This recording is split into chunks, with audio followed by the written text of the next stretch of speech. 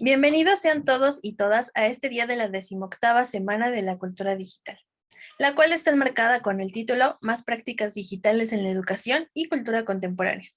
El día de hoy nos complace presentar a Jorge Armando Ibarra Ricalde, a.k.a. El Máster, con su ponencia Los cambios del juego de rol en la digitalidad.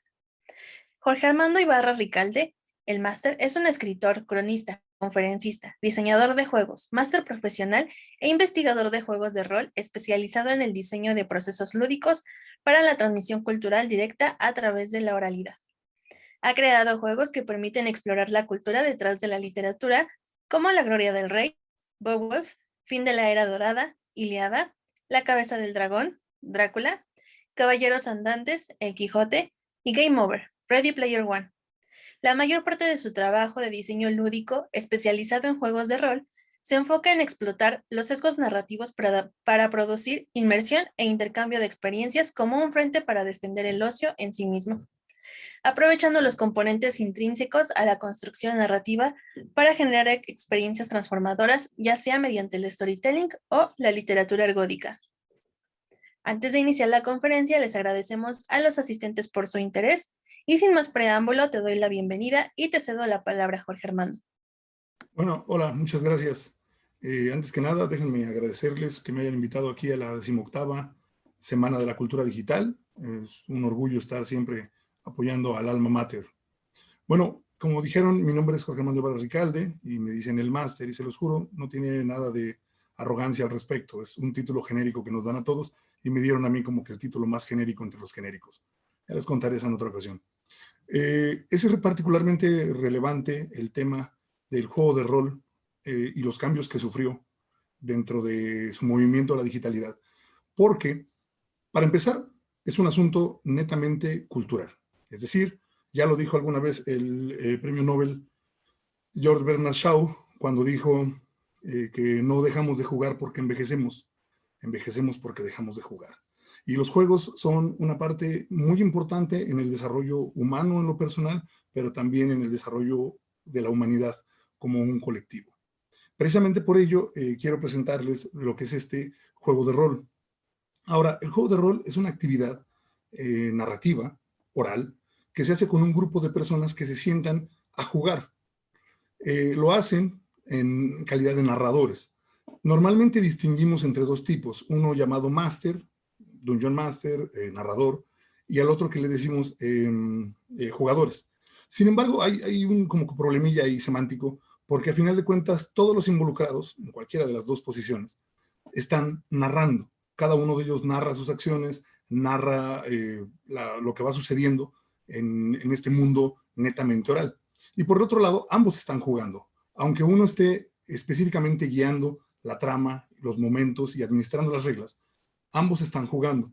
Entonces, normalmente soltamos esta idea de narrador y de jugador y las combinamos con este máster y jugadores. Máster porque viene de la palabra original, que era Game Referee, y luego de ahí se convirtió en Dungeon Master, amo del calabozo, y eventualmente sencillamente se le quitó, ¿no? Por más intentos que ha tenido de ponerle todos los nombres pomposos que se ha podido, básicamente se quedó como máster y es el que se dedica a administrar esto.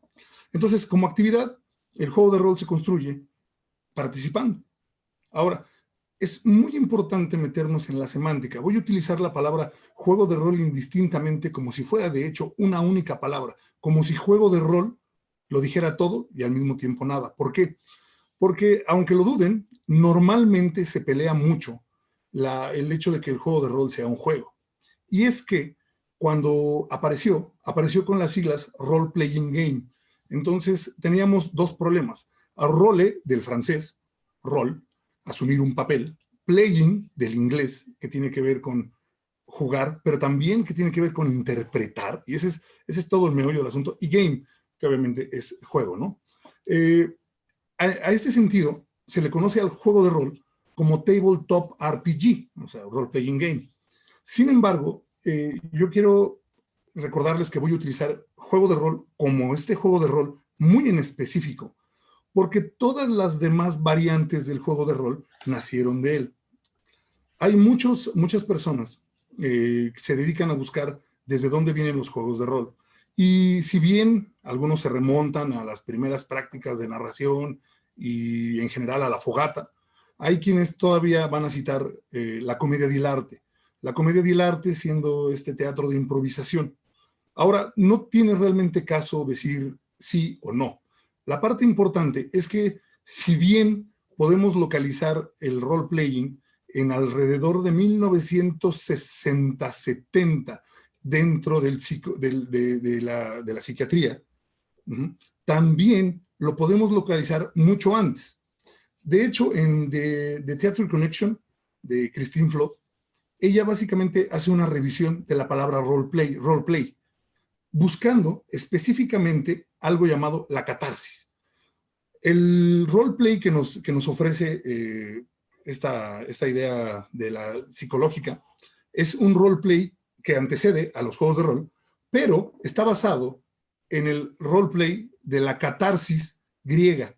Es decir, ya estamos hablando desde muy atrás sobre un momento específico de relación, de emoción que tenemos con algo a través de la interpretación. Ese es el roleplay. Entonces, si bien el juego de rol tiene un componente parecido, el juego de rol del que hablamos nace en 1974 en Lake Geneva y nace de la mano de, por un lado, Gary Gygax y por el otro lado, Dave Arneson. Es muy importante señalarles que el primer juego que nace es Dungeons and Dragons y que si bien tiene un componente anterior llamado Chainmail, también tiene una clara evolución respecto de los juegos de guerra, los wargames, estos juegos que se hacen con miniaturas y que básicamente tienen reglas muy específicas para simular combates de acción. Entonces, eso está excelente. Sin embargo, el juego de rol nace como una propuesta que trata de quitar esos elementos, flexibilizarlos y llevarlos para jugar este extraño juego en el que tú decides qué va sucediendo y las cosas van generando a su vez la trama del juego. Entonces, por eso es que abandonamos la idea de tabletop RPG. No es necesario el tabletop, ya existen a partir de ese momento los RPGs de los videojuegos que son sumamente conocidos, son probablemente los más conocidos. Está también las otras actividades que tienen que ver con juego de rol, desde ejercicios específicos para cosas desde la sociología hasta la psiquiatría y desde luego las condiciones que pueda llegar a tener como aplicaciones en el trabajo, en el medio laboral y demás. O sea, roleplay es algo muy grande.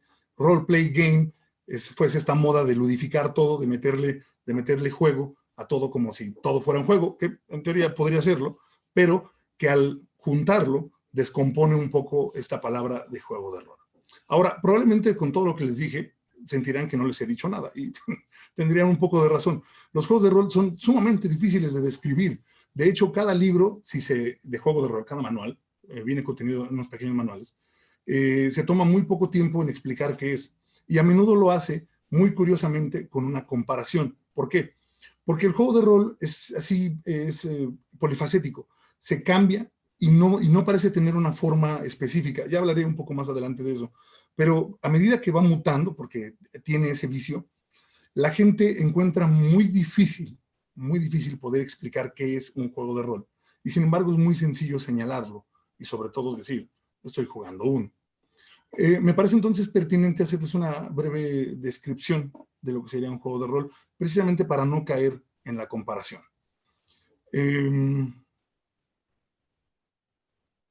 Avanzas. Vas caminando en esta cueva que huele a humedad. Hay un pequeño dejo, un vaho si tú gustas, de hongos. Eso te dice que está húmeda. Sin embargo, el enfriamiento en tu bota inmediatamente te recuerda que lo que estás pisando es un charco, uno que por cierto está creciendo. Y eres a la oscuridad con tu antorcha, tratando de ver a tu alrededor, pero no hay mucho. Caminas lentamente y tu respiración se va entrecortando porque comienzas a sentir el asco de estas cosas que llevan demasiado tiempo aquí abajo. Avanzas, desasegado, y tu espada por un momento golpea una roca. Sigue en su funda.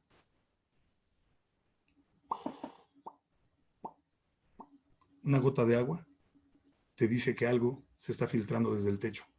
Miras hacia arriba y a pesar de que te iluminas, no logras combatir la oscuridad. Entonces, casi como si tuvieras un mal presentimiento, sientes una amenaza. ¿Haces algo? Bien. A medida que bajas la antorcha, comienzas a ver cómo el agua refleja su luz.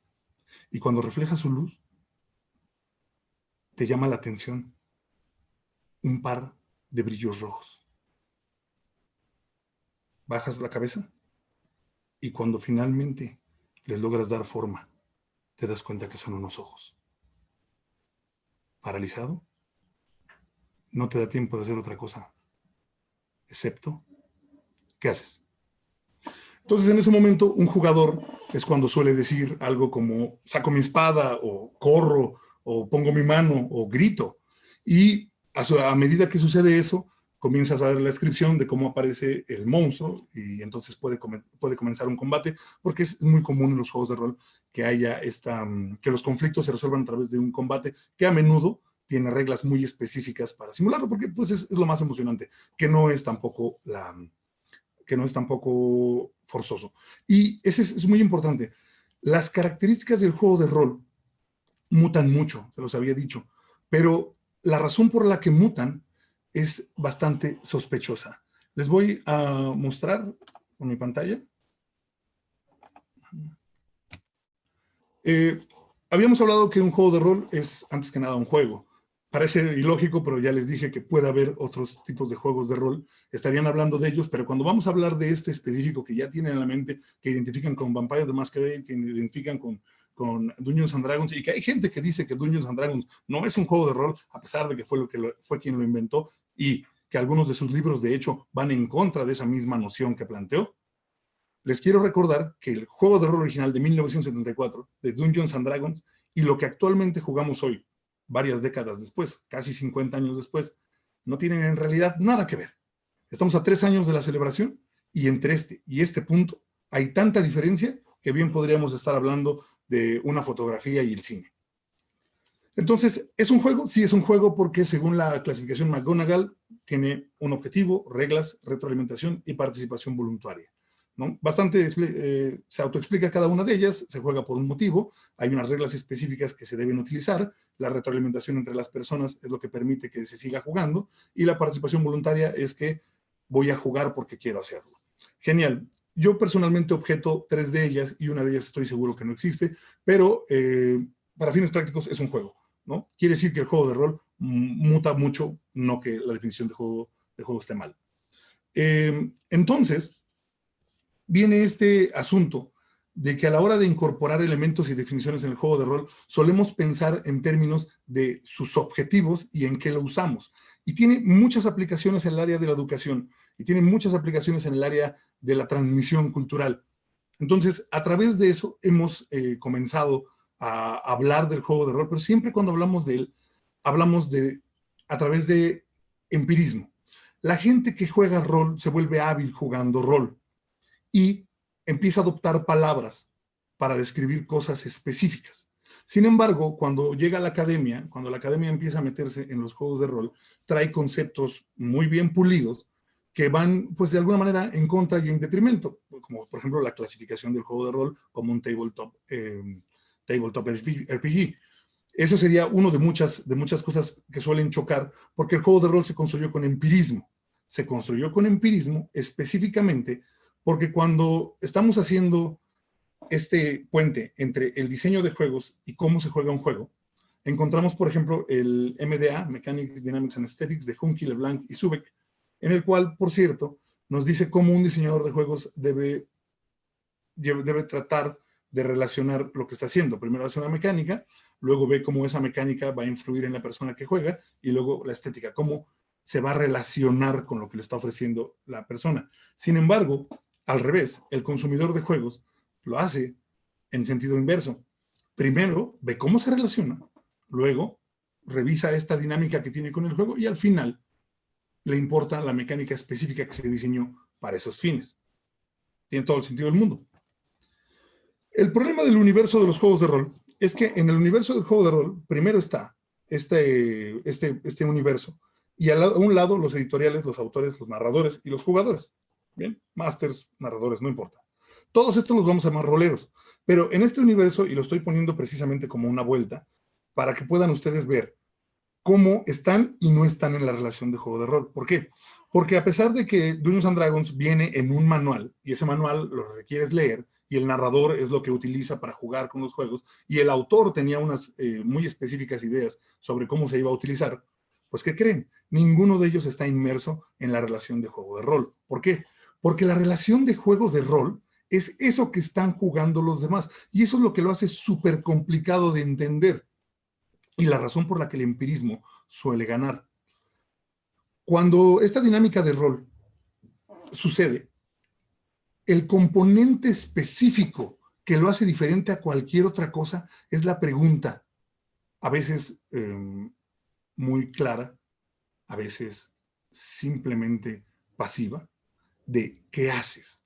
La medida en la que tú te involucras con lo que está sucediendo, no solo en la relación narrador-jugador, sino en la jugador-jugador, jugador-universo creado, eso es lo que es el juego de rol. Entonces, cuando una persona trata de identificarlo desde afuera, no importa si tú eres un rolero y sabes de lo que estás hablando o si no lo eres, no estás trabado en esa muy específica relación. Ahora, esa muy específica relación sucede con reglas en común, que son los manuales, bien, en los cuales vienen las intenciones del autor y los intereses del actor, que son los que están jugando. Un jugador que no tiene un manual, como el que pueden ver en la derecha, también es parte de la relación, aunque no esté hablando exactamente el mismo idioma que los demás, o incluso si alguno de ellos decide modificar utilizando información externa como la intención del autor o el interés de otro interés de otro tipo de lo que se está jugando. Entonces, esta relación es interna y es muy importante porque esta relación interna tiene una relación. Hay un autor, hay un editorial, un distribuidor, una tienda, un manual, un narrador y un jugador. Suena bastante obvio. Sin embargo, el autor y lo que haya pretendido con el juego tienen poco o nada que ver con la línea editorial, nada que ver con el marketing de distribución, mucho menos que ver con la recomendación del hombre que te lo vende en la tienda. Probablemente no esté ni remotamente relacionado a lo que el manual deja leer de sí.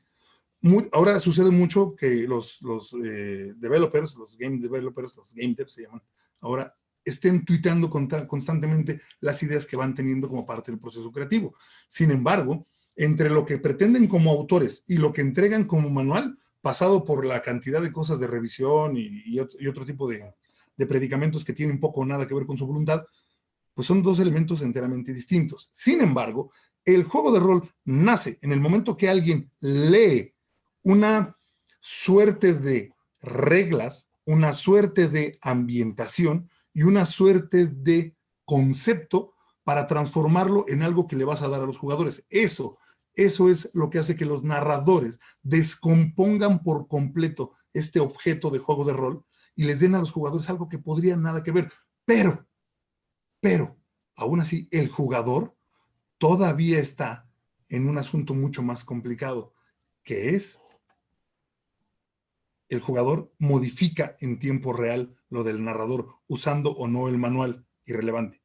Lo importante es el consenso. Entonces, si hay un consenso, si estamos hablando en este preciso instante de lo consensual, un segundo, ahí está. Entonces, bien, tenemos este asunto de por qué se volvió empírico el juego de rol, por qué de repente pareciera que todo mundo solo puede hablarlo de su experiencia.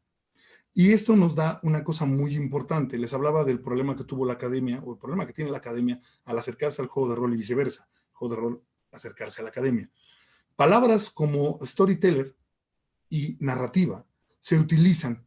De hecho, si ustedes revisan a cualquier publicación especializada o no, que esté tratando de reseñar un juego, te hablan siempre de la narrativa, que la narrativa es muy buena, de una película, que tal vez no sea muy buena la fotografía, pero es excelente la narrativa. Pero la mayoría de ellos no están realmente hablando de narrativa, están hablando de un proceso de storytelling, ¿bien? La capacidad específica de crear objetos, jerarquizarlos para poder lanzarlos como parte de una historia que queremos contar.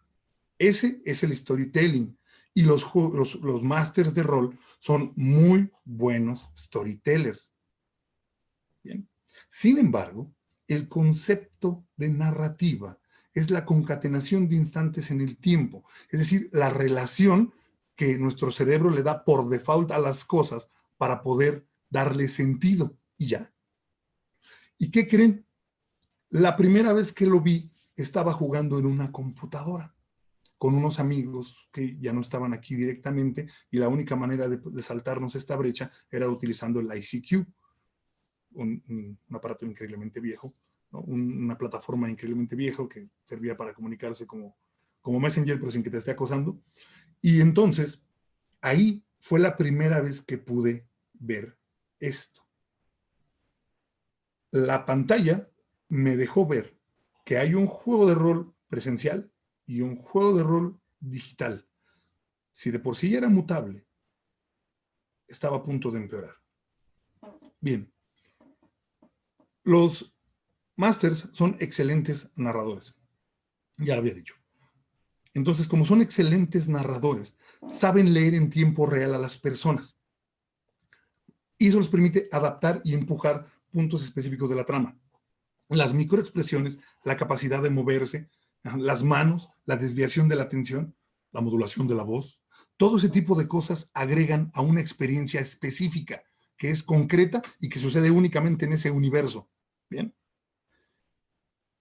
Al hacerlo, está permitiendo manipular la información que están recibiendo los demás. Solemos creer que la mejor capacidad del narrador era el storytelling, pero no, es la narrativa.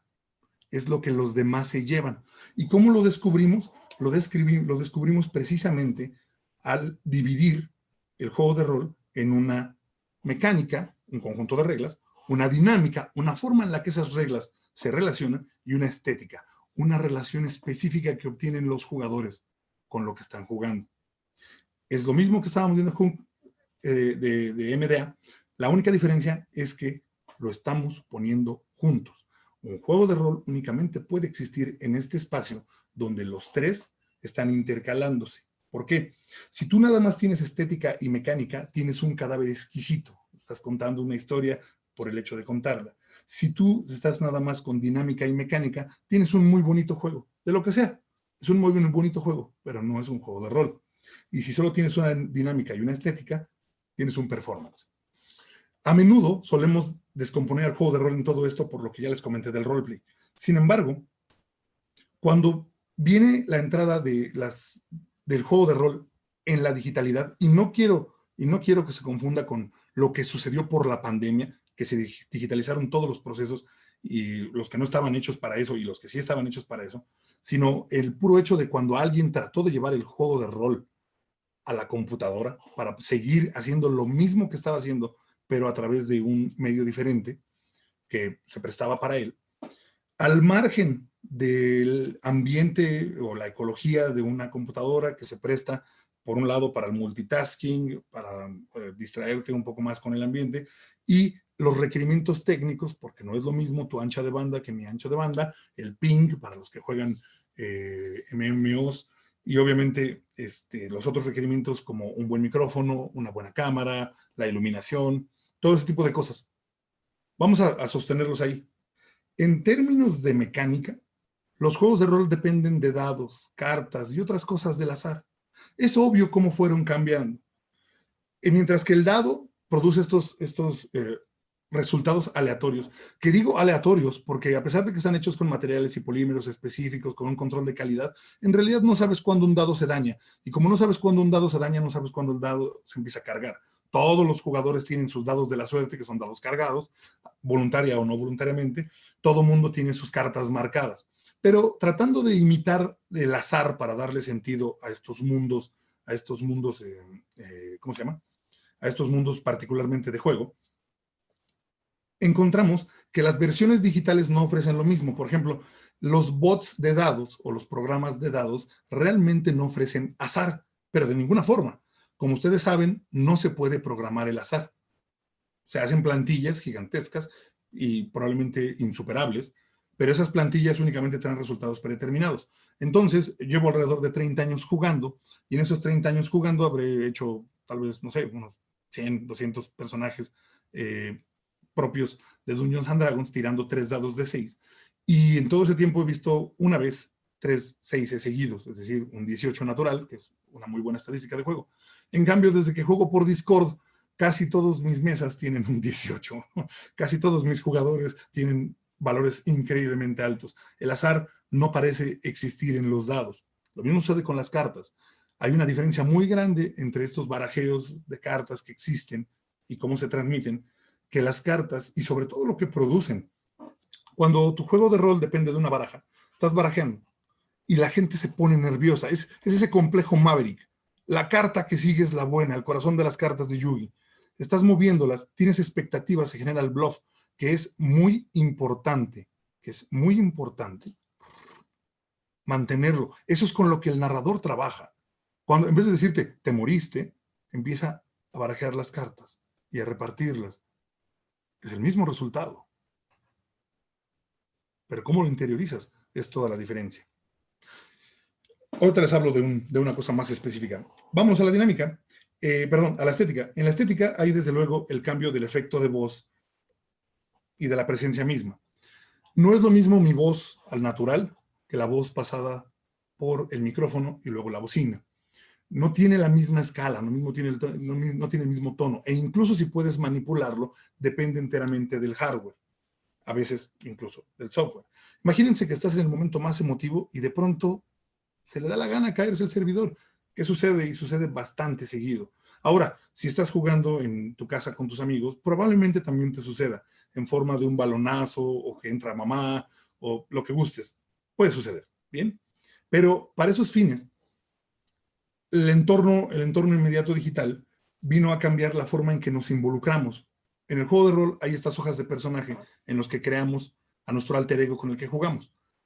No existen en el entorno digital. Claro, hay unos PDFs autorrellenables, hay unos PDFs editables que pueden hacer la misma suerte e incluso tienen la ventaja de que podemos verlos en tiempo real. Pero no cambia el hecho de que la razón específica por la que existe la hoja de personaje, que es la de ser un distractor del juego, un distractor mecánico de lo que está sucediendo y darnos un lenguaje común, se pierde. Es decir, yo, jugador, si estoy a punto de hacerle trampa, no trampa, estoy a punto de traicionar a otro jugador, lentamente me acerco y reviso quién de los dos tiene las mejores posibilidades de salir vivo de esto. A veces lo engaño, le digo, oye, préstame tu hoja tantito. A veces simplemente le pongo la mano al hombro y miro su hoja. Sin embargo, en esto no, en esto es un asunto de archivos. ¿Quién tiene el archivo y por qué está viendo el archivo? Todo eso cambió. Pero es en la dinámica, es decir, en lo que sucede entre los jugadores, y que por cierto es que lo que termina modificando la experiencia, sin importar si el manual lo pretendía, si el autor lo pretendía o si el mismo máster lo pretendía. En la dinámica vemos 3 cambios sumamente importantes. Primero, ¿cómo te cohibes? Es muy difícil relajarte en un juego de rol. No es que sea difícil, es que cuando estás jugando rol, tienes estas expectativas y sobre todo la gente te está viendo decir cosas como saco mi espada y mato al koboldo o llorar por gente que no existe. Ese tipo de cosas tardan un tiempo en quitarse. A veces decir algo que los demás puedan interpretar como una tontería o incluso cuando un jugador se está riendo como loco a pesar de que tú estás teniendo un mal momento porque las cosas no te están saliendo. Eso es perfectamente natural en el entorno de rol. Sin embargo, ese espacio físico entre las personas se va modificando y se va haciendo un espacio íntimo en el cual cada vez es más sencillo ver el círculo mágico que nos decía Huizinga. Sin embargo, ese círculo desaparece cuando estamos en la computadora. ¿Por qué? Porque tenemos un entorno inmediato. Voy a llamarlo, para empezar, la corporalidad. Mi cuerpo existiendo ahí es enteramente diferente que mi presencia a través de una computadora. Los veo a ustedes, o en realidad veo sus fotografías, y no es lo mismo que si estuviéramos en un salón de clases o si estuviéramos en un aula. Es parte de, pero no es lo mismo. Entonces, Estas risas pregrabadas, que sucede mucho en los programas donde alguien está dando un editorial y entonces la risa pregrabada hace que te den ganas de reírte, a diferencia de cuando no hay, especialmente ahora que se dejó de grabar en estudios, se empezó a grabar en las casas, los editoriales de menor tamaño, como Late Night Tonight, ese tipo de cosas. Se puede notar la diferencia de que no te pongan las risas pregrabadas. La mayoría de los chistes ni siquiera se entienden como una broma. Sin eso, es algo que uno aprende a manipular en el entorno específico de la audiencia presencial. La corporalidad importa. Estar cerca de alguien, estar a un lado de alguien, traicionar a alguien, negarle algo a alguien, tiene efectos directos en cómo nos vemos y cómo nos relacionamos. Pero otra vez, son tangenciales. Quizá la parte entonces que deberíamos preguntarnos es ¿por qué sucede esto?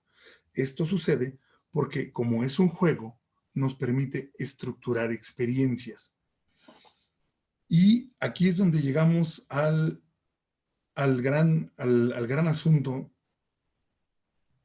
de lo que la digitalidad implica. Cuando se hizo esta transición digital, no se diseñó. No hubo manuales de cómo jugar rol fuera de jugar rol como se ha jugado rol toda la vida. Es decir, en algún lugar donde pudieras sentarte a platicar con tus compañeros. Esta vez simplemente hubo una transición digital no diseñada, en la que no hubo parámetros, en la que no hubo, y la gente, los másters, llevaron lo que sabían hacer a un entorno, a un ecosistema diferente. Les había dicho yo que son excelentes storytellers, pero lo que en realidad hemos estado haciendo es que manipulamos los instantes en el tiempo. Verán, cuando yo les digo algo, por ejemplo, yo les doy una referencia de una espada, ustedes piensan en la primera espada que les venga a la cabeza, y no fue la misma. Algunos de ustedes lo tomaron, digamos, de videojuegos, otros lo tomaron de alguna cosa como, ¿qué será? Como películas, y otros simplemente de descripciones, o quizá de algún dibujo que hayan visto en algún cuento. Esa espada puede tener múltiples, ¿no? Múltiples diferencias, un khopesh de un gladius, de una espada larga, de una katana, y cada una de ellas se personaliza a sí misma. Sin embargo, la imagen que evoca cuando yo les digo espada no es storytelling, es narrativa. Y en mi capacidad de manejar y de manipular eso, es que yo puedo hacer que ustedes sean parte de lo que estoy haciendo. Eso no lo sabía yo, no lo sabíamos, no sé si algún otro narrador, máster por ahí me diga que siempre lo supo, pero en verdad llevo 30 años en esto y no me di cuenta de esto hasta que llegué a la computadora. ¿Por qué? A veces cuando estás jugando pones una canción, le dicen el mood, pones una canción épica para que se sienta épico, pones una canción triste para que se sienta triste, pones una canción de alguna buena escena, pensemos la de May It Be de Enya, cuando se mueve Boromir, y ese es el meollo. La gente las pone para entrar en el mood, pero ¿qué creen? De hecho, destruyen el mood, porque la gente tiene expectativas. Si tu mesa no ha jugado nada, no ha visto ninguna película de Señor de los Anillos, pues seguramente no le afecte y le va a funcionar. Pero los que sí, las personas que sí la saben, a medida que vas metiendo esto, descompones su experiencia y la descompones porque evoca narrativa, imágenes muy específicas que no puedes manipular o creíamos que no se podían manipular. El espacio digital nos enseñó cómo manipularlas. A través de la computadora, te das cuenta que como no estamos aquí directamente y nuestros límites corporales no están creando el círculo mágico, necesitas antes que nada construir un círculo alrededor de esta persona para que pueda sentir que lo que hay entre la pantalla y ellos, a pesar de todo lo demás, sea un ecosistema, voy a llamarlo seguro, de juego, donde la seguridad tiene que ver donde me sienta yo contento o a gusto para jugar. Entonces, en esta importante realización, vengo a darles lo que me parece una muy, muy, muy importante lección. Y es que en The Character, the Player and the Shaded Body, Toba George y Gabriel Widing hablan sobre los límites del cuerpo y cómo durante años hemos utilizado el castigo corporal para sentirnos mejores gamers. Mírenme, llevo demasiado tiempo sentado, mírenme, estoy muy descuidado, mírenme, no me pega el sol, por ello soy un buen gamer. Él lo revisa desde una óptica muy bien, es una buena subida, desde cómo se insertó eso en la cultura hasta cómo lo llevamos al terreno de juego. Como aquí en esto no existe porque lo estás compartiendo con la gente que te conoce, con la familia que no sabe que eres un héroe, con la familia que no sabe que eres un depredador antiguo, con la gente que no sabe de todos esos otros universos y realidades alternas en las que participas, les cuesta trabajo hacer la inmersión, pero la hacen, y la hacen de una manera muy saludable, porque primero crean un círculo mágico entre ellos y el medio con el que se estén comunicando, y luego ese a su vez con los demás.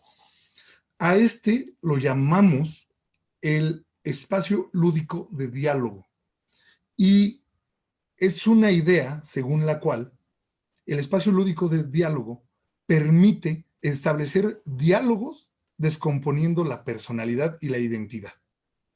No van a hablar conmigo Jorge, sino van a hablar con el máster. No van a hablar con Mario Moreno Cantinflas, van a hablar con Cantinflas. Es muy importante este asunto porque lo manejamos en todos lados, pero rara vez lo vemos. Hace poco tuvimos el gusto de participar con el IFAL y la Embajada Francesa en la Noche de las Ideas 2021, y precisamente en ella promovimos un juego que se llama Inefable, Entendimiento más allá de las palabras, que es un juego de rol basado en el entendimiento de otras personas. Si bien comparte muchas cosas específicas con todos los demás juegos de rol, quisimos llevarlo un paso adelante, haciéndolo, para empezar, le quitamos el conflicto de las peleas, lo cual es complicado. Segundo, lo hicimos para no roleros, es decir, para público en general. Y tercero, buscamos crear un espacio lúdico de diálogo porque sabíamos que existía y era el mejor lugar para aventarlo. La sorpresa fue que sí existe y que ahí está, pero no es fácil de crear. Para crearlo requiere que todos pongan de su parte en el límite de la autoridad, o lo que les había dicho anteriormente, el consenso. Necesitamos consentir la idea de que somos otras personas, de que somos otras realidades, o al menos identitarias, somos otras realidades identitarias en un espacio virtual, para entonces poder soltar ideas virtuales. ¿Qué quiere decir eso? Que hay ciertas nociones, hay ciertas ideas, ahorita que están haciendo las preguntas y los comentarios, que tienen ustedes como persona, pero muchas de las que están haciendo, las están haciendo no en su calidad de personas, sino en su calidad de estudiantes, en su calidad de público. ¿Bien? A lo mejor como persona específica, Carlos, espero que no haya ningún Carlos porque no estoy hablando de un Carlos específico, pero Carlos tiene una idea. Tal vez el tipo de idea que tenga no se preste para realmente decirla en voz alta y la idea simplemente se muera. O incluso Carlos sea una persona que no le importa lo que los demás opinen y la lance. Sin embargo, incluso mi respuesta también va a estar normada por el espacio que creamos aquí. En el espacio lúdico de diálogo, nosotros primero creamos un ambiente seguro dentro de un juego para poder compartir ideas, no de Carlos o de Jorge, sino del máster y de, no sé, Jungen el vikingo. Ideas que salen de tono y que obviamente, probablemente, al no tener todas la física de un mundo creado, no den los mismos resultados, pero nos permiten relacionarnos de una manera enteramente distinta. Eso es el gran logro de la digitalidad en los juegos de rol. Una transición que no fue diseñada y que nos permite construir otra relación. Vale la pena seguir investigando esta otra relación. Entonces, solo para terminar, quiero decirles, el juego de rol es un juego, no tiene nada de complicado. Es probablemente la actividad humana más sencilla que existe. Les estoy hablando en calidad de investigador y mi trabajo es hacerlo lo más complicado posible. No es cierto. Mi trabajo es entonces darles comunes denominadores que les permitan explorar rutas alternas que no se encuentran solo jugando. Romper un poco el empirismo y darle un poco de rigor a las experiencias como tal. Entonces, la cultura digital nos ha permitido explorar nuevas experiencias, nuevas identidades. El juego de rol se trata de crear identidades. Ahora que finalmente están juntas, los límites verdaderamente pintan para infinitos. Y como ya habíamos dicho que era poliforme, multifacética, y que rara vez podíamos verlo, salvo como un reflejo de algo más, ahora gracias al entorno digital, no solo podemos sumar todas las otras voces, sino todas las otras voces atrás de nosotros, que somos nosotros, y que no estábamos escuchando por el sencillo hecho de que no había llegado el medio. El medio es la digitalidad, pero también es el objetivo. Necesitamos seguir investigando hasta dónde puede llevarnos los juegos separados de nosotros mismos y los juegos por el gusto de jugarlos. Defiendan el ocio, tienen derecho a jugar por jugar, sin ningún otro objetivo. Eso sería todo. Les agradezco por haberme acompañado y les doy gracias nuevamente a los organizadores de la octava Semana de la Cultura Digital, decimoctava Semana de la Cultura Digital, por haberme dado este espacio. Gracias. Muchas gracias, Jorge Armando, por esta ponencia. Creo que para muchos fue algo muy impactante, muy sorprendente de saber. Y para otros, como varios que ya conocen más sobre este tema, pues ahí expresaron varios comentarios que te voy a empezar a leer. Sí. Cañaverales Lucía comenta: mis primos en Estados Unidos tuvieron que enfrentarse al estigma de que el juego de rol en los 90s tenía tintes satánicos, cuando creo que puede ser una herramienta muy interesante para aprendizaje y desarrollo cognitivo. Igualmente ella comenta: veo un paralelo entre los juegos de rol y la Internet. Se toman algunos aspectos del rol para la navegación del usuario, pensando en los avatares, los administradores y los servidores, pero la gran diferencia es que no hay un manual que establezca reglas de convivencia y por lo tanto, personas comunes se toman libertades a otros usuarios. Cristal Rosales comenta: aún en las plataformas donde se juega por roles y tiene esas reglas, hay un gran daño creado entre usuarios. Un comentario similar. Y igual Arturo Socor comenta: tremendo que el ingenio humano siempre encuentre cómo hacer trampas. Igualmente dice: jugar este tipo de juegos suena más complicado que divertido.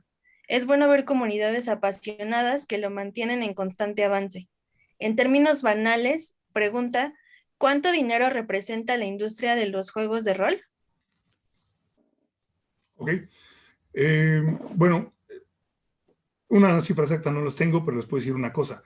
Los juegos de rol del 74 hicieron posible la existencia de los juegos de rol de texto, que son los abuelos del videojuego.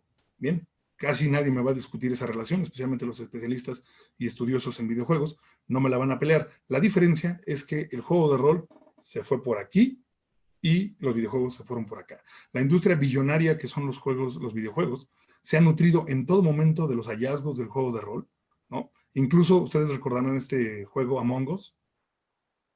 Among Us, de hecho, se importó de un juego de cartas, de un juego de tarjetas, llamado Werewolf, y Werewolf, de hecho, es un juego de rol común y corriente.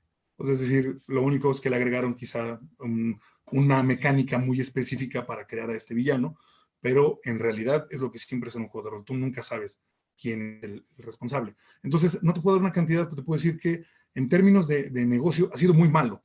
Y ha sido tan malo que si bien hay un mercado y hay gente que vive de ello, y actualmente Hasbro compró Dungeons and Dragons y desde entonces le inyectaron dinero y dicen que ahora están viviendo el sueño. La realidad es que la mayor parte de los juegos de rol no son un buen negocio porque nada más me vendes un único manual y yo puedo pasar el resto de mi vida jugando ese manual. Y ya que el ingenio humano es muy grande y tal como dijeron, somos hábiles haciendo trampa y por tanto haciendo reglas, entonces una vez que sabes jugar rol, tú no vuelves a necesitar absolutamente nada, ni siquiera dados. Ok. Cristal Rosales comenta: Ya es toda una cultura. Las personas comprometidas con esto son muy apasionadas y tratan de ser fieles.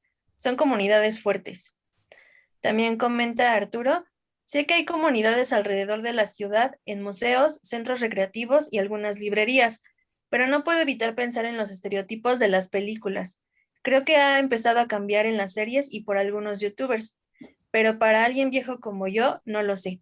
Vería cómo juegan, pero no me inmiscuiría. Orlando comenta, como alguien entusiasta de videojuegos de RPG, debo decir que el rol presencial siempre me ha parecido más complejo e interesante, porque los videojuegos te dan cierta libertad de personalización, apariencia, selección de clase, caminos a seguir, etcétera. Finalmente son experiencias predefinidas que tienden a carecer del aspecto social, a excepción de los MMORPGs.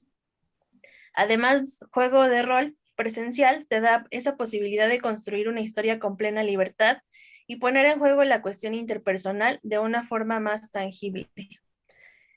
Fernanda pregunta, ¿qué tan estigmatizada está la comunidad? Porque en estos tiempos muchos los tachan de raros por el simple hecho de crear estos mundos a partir de un juego. Igualmente ella pregunta, ¿qué juego recomendarías para los que apenas iniciamos en este mundo de los juegos de rol? Ok, bien. Estigmas. Qué bueno que tocamos eso. Lo había dicho la primera pregunta, bueno, el primer comentario lo había dicho. En los 90 hubo un par de asuntillos que trajeron complicaciones al juego de rol. En España estuvo el asesino del rol, un tipo que escalofriantemente mató a alguien por el gusto de hacerlo, y luego a la hora de que lo entrevistaron dio una narración muy pulida de lo que hizo. No tiene nada que ver con juegos de rol, no tuvo nada que ver con juegos de rol. La realidad es que fue una persona maniática que hizo algo indebido, y la forma en la que lo narró los llevó a lo del juego de rol, pero en realidad tuvo poco o nada que ver, porque los juegos de rol suceden solo en la imaginación. Sería como decir que que una persona que mataron con un bat de béisbol tiene que ver con el béisbol, ¿no? Lo mataron con un bat y punto. En ese sentido, hubo un predicador en Estados Unidos que sacó de estos librillos de contenido religioso, donde denunciaba los juegos de rol como una forma de llevar al satanismo, ¿no? Así lo dijo, ¿eh? Así lo dijo, al satanismo a los jóvenes. En él se decía, era la historia de unas dos muchachas que jugando, se llama Dark Dungeon, calabozo oscuro, lentamente se acercaban a un Dungeon Master, eventualmente se moría el jugador y la persona esta se suicidaba por ello, ¿no? La otra persona buscaba un predicador y el predicador le volvía a mostrar el camino. Ese fue un ataque muy fuerte que estigmatizó durante muchos años al juego de rol, porque le dieron mucha publicidad mediática y fue un problema.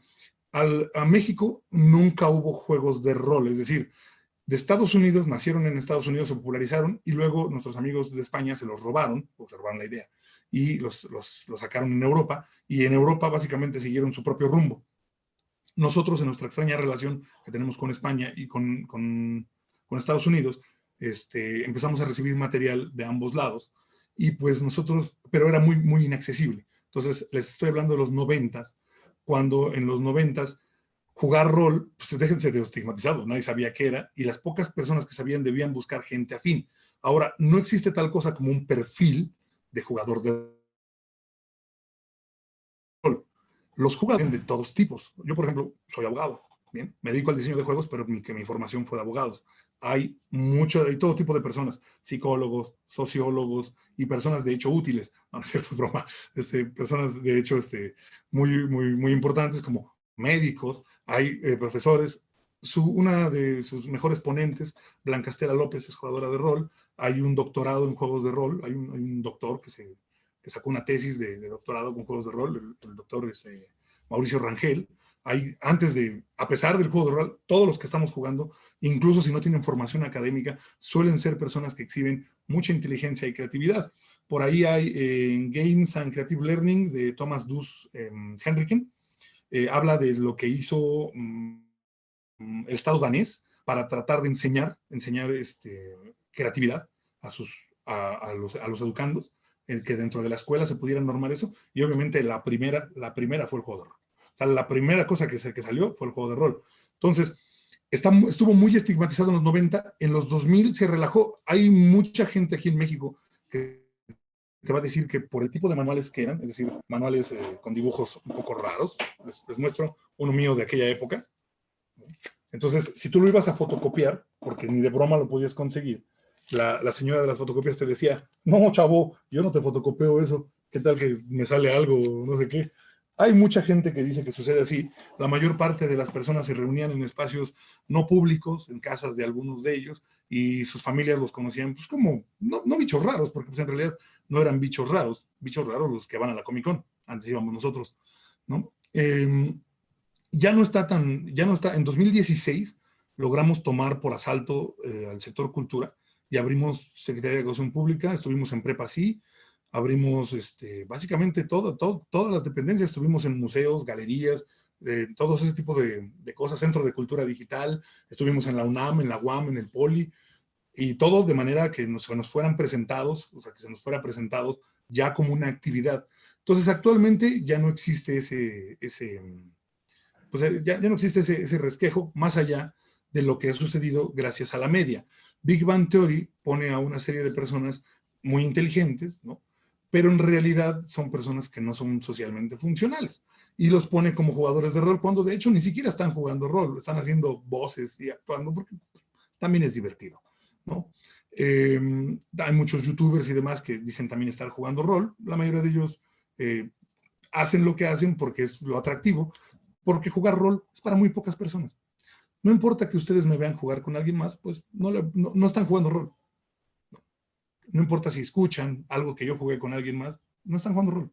Jugar rol requiere, de hecho, jugar rol, y las mesas más grandes aguantan hasta 8, 9 personas. Cuando quieran jugar, la otra pregunta, cuando quieran jugar, quieran conocer un nuevo juego, por favor, no sé si aparecen por ahí mis datos, pero la página se llama Nuestras Raíces, Nuestro Cielo, o a mí me conocen como el Predicarrol, y ahí con mucho gusto me dicen, oigan, nunca he jugado rol, quiero jugar, y los llevo por este fascinante mundo de montaña rusa llamada juego de rol, que no tiene nada difícil, nada más lo hice sonar difícil. Ok, Orlando comenta y pregunta, el desarrollo de las tecnologías de realidad virtual abre nuevas posibilidades de juego de rol, como en el caso de la app VR Chat. ¿Cree que a futuro, con la posible comercialización en masa de la realidad virtual, se popularicen ante una comunidad más amplia y con fines lúdicos diversos? Sin duda, pero hay una cosa muy importante que se esté tomando en cuenta, y eso es que cada día el juego de rol es más un producto, cuando lo que les he descrito hoy es un fenómeno. Hoy básicamente les hablé del juego de rol como fenómeno de estudio, porque creo yo que en el caparazón de los juegos está muy lejos de ser un juego porque produce sensación estética, es decir, y podemos llamarlo un arte. Yo soy de la escuela que dice que lo es, nos dejaron entrar al Día Mundial del Arte, hemos logrado un número de cosas, ¿bien? Entonces, creo que en ese sentido, el juego de rol como fenómeno tiene un gran enemigo, que es el juego de rol como industria y sobre todo como mercancía, porque como mercancía estamos más interesados en venderlo y atraer nuevas personas. Si lo que la gente demanda son miniaturas y escenarios y ese tipo de producción, la gente entonces se empieza a vender eso. Por eso es que estos youtubers se volvieron famosones haciendo producción de lo que esencialmente pues, no lo necesita. Salimos de las miniaturas y salimos de todo eso para empezar algo nuevo y quieren regresarlo porque eso sí deja dinero, porque eso sí se puede vender. Entonces, el VR es una cosa increíble y sorprendente. Si lo utilizamos para atraer personas porque atrae el ojo, probablemente no nos va a dar mejores juegos de rol, nos va a dar más exposición a los juegos de rol. En cambio, si lo diseñamos, si nos vamos al pizarrón de diseño y agregamos el componente de lo que ofrece el VR y lo tratamos verdaderamente, no de dejarlo como un elemento estético, y no hablo de estético, sino de un adorno, si no lo dejamos como adorno, si lo metemos a punta de diseño dentro de la experiencia, nos podría dar cosas sumamente emocionantes. Uno de los juegos que desarrollamos, estás jugando rol, y en vez de hacerte tirar dados, porque ya sabemos que hacemos trampa, o cualquier cosa que manipule un bot, te pongo un minijuego. un minijuego de esos de la era de Atari, te pongo un minijuego y tienes unos segundos para pasarlo. Si lo pasas, lo lograste, si no lo lograste, si no lo pasas, no lo lograste. Y eso es algo que cambia por completo el esquema del juego de rol. Imagínense lo que haría el entorno de realidad virtual si estamos creando una realidad virtual digital. Imagínense una realidad virtual digital en la que se compone nuestro cuerpo y nuestra experiencia. Uf, qué momento para estar vivo. Orlando igualmente comenta, incluso pareciera que con la app de VRChat se vislumbran los inicios de una versión primitiva o realista de los entornos e interacciones digitales que se ven en la película Ready Player One. Hugo pregunta, ¿crees que jugar juegos de rol tenga alguna cuestión negativa, por ejemplo, aislamiento o individualismo ahora con la digitalización? No, no, fíjate que no. ¿Sabes por qué no? Yo el primero salto digital, a mí en lo particular no me gustó y siempre fui muy vocal al respecto. O sea, jugar rol digitalmente no es lo mismo que jugar presencialmente. Pero otra vez, al margen del prejuicio, como diseñador, puedo ver que lo que ofrece es un entorno, un ecosistema rico, inexplorado e increíble. Si he estricado 30 años de mi vida y no he visto más que la superficie, imagínense este nuevo. Ahora, lo que preguntas me parece muy inteligente.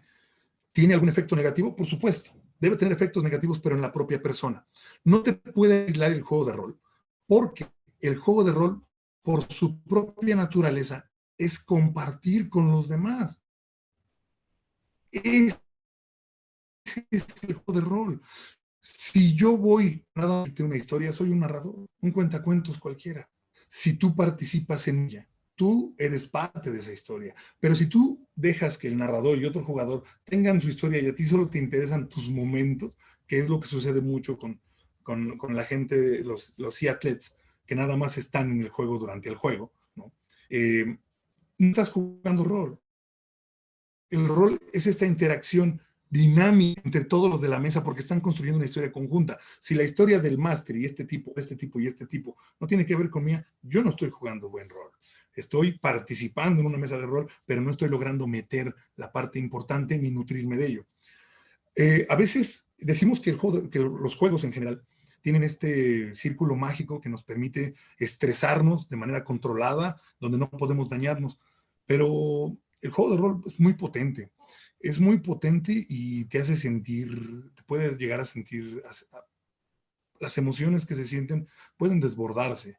Para una persona con problemas emocionales puede de repente ser no voy a decir peligroso, pero sí puede ser quizá muy fuerte. Y a veces un máster no sabe interpretar eso. A veces unos jugadores no saben interpretar eso y llevan a la carrilla, la broma, como parte de la mecánica de metajuego, pues tocan temas que son hombre, siempre les he dicho, no juegues al psicólogo, ¿sale? Si tú sabes que la persona en cuestión tuvo un rompimiento, no juegues a jugar al rompimiento porque se siente mal, porque eso le va a pegar. Eso es una cobardía, se ve mal y habla mal de ti. Entonces, pero también, si tú no conoces a las personas y tú les hablas de una muerte, digamos, de su papá y la muerte del padre, en los términos más antiguos de la narración, como parte del héroe de las mil caras, ¿no?